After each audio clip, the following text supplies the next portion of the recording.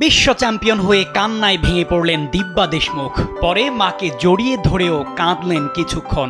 আনন্দ অশ্রু ঝরা অবস্থাতেই দিলেন ইন্টারভিউ। ভারত থেকে যে প্রথমবার নারী দাবা বিশ্ব চ্যাম্পিয়ন হবে তা আগেই ঠিক হয়ে গিয়েছিল। প্রশ্ন ছিল কে জিতবেন, ৩৮ বছরের কোনেরো হাম্পি নাকি ১৯ বছরের দিব্যা। শেষ পর্যন্ত বাজিমাত করলেন দিব্যাই, ট্রাইব্রেকারে হারান হাম্পিকে। দ্বিতীয় র্যাপিড গেম জিতে চ্যাম্পিয়ন হন এই তরুণী। প্রথম দুটি গেম ড্র হওয়ায় ম্যাচ গড়ায় ট্রাইব্রেকারে। সোমবারও হাড্ডাহাড্ডি লড়াই হয় দুজনের।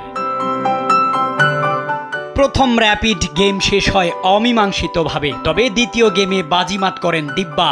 এই ম্যাচ জিতে ইতিহাস গড়লেন। প্রথম ভারতীয় নারী দাবাড়ু হিসেবে বিশ্বকাপে চ্যাম্পিয়ন হলেন। খেতাব জিতে সরাসরি পেলেন গ্র্যান্ডমাস্টার শিরোপাও। ভারতের মহিলা দাবাড়ুদের মধ্যে চতুর্থ হিসেবে এই নজির গড়লেন। ভারতীয় দাবাড়ুদের মধ্যে ৮৮তম গ্র্যান্ডমাস্টার হলেন দিব্যা।